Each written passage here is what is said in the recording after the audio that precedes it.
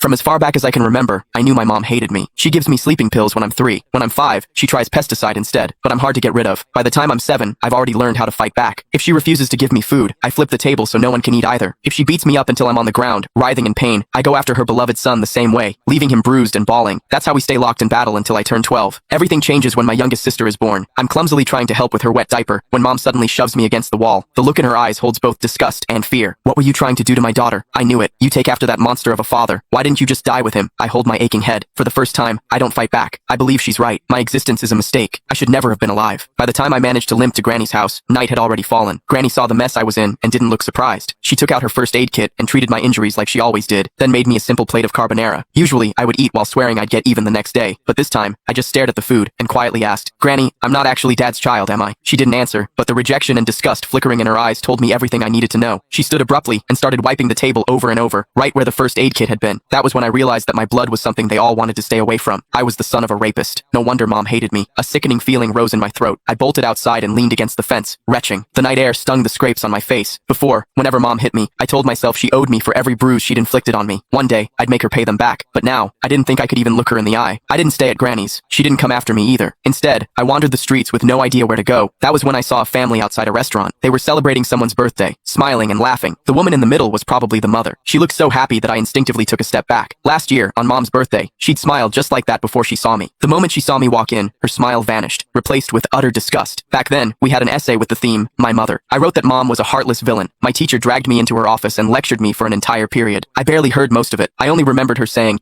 no mother in this world would ever stop loving her child. I believed her. I saved money from collecting recyclables and bought my mom a birthday cake. I just wanted a hug, the same kind she gave my brother, Casper Willis. But her frigid expression was like a stab in the heart. I felt like a fool, standing there with that cake in my hands. Anger overwhelmed me. When no one was looking, I went out and caught a couple of frogs in the garden. Then, I hid them in the cake. I could still remember the way she screamed when they jumped out. Back then, I felt a twisted sense of satisfaction. I thought she didn't deserve to be a mother. I thought she had it coming. But now, I know the truth. The one who didn't deserve anything was me. My existence itself had hurt her. As I watched that mother's smile through the restaurant window, I made a decision. This year, for mom's birthday, I would give her a gift she would truly be happy with, one that would free her completely. I decided to die. Once that thought took root in my mind, my steps felt lighter. I even started planning how to do it without troubling anyone. I needed to do something that wouldn't leave a mess. But before I could carry out my plan, a patrolling officer spotted me and brought me home. Mom answered the door. As the door shut behind us, I stared at the floor, unable to meet her eyes. Her icy tone sliced through the air. "Why didn't you just die out there?" I almost snapped back, but I forced the words down before they came out. Still, as I stared at her back, I couldn't stop myself from asking, what would you do if I really did die? Would she be the least bit sad? "If you've got the guts, hurry up and do it. I'd celebrate." She walked straight into my siblings' room and closed the door. I stood rooted to my spot in the living room. After a long while, I wiped my face and let out a humorless laugh. Mom would definitely like the birthday present I had prepared. The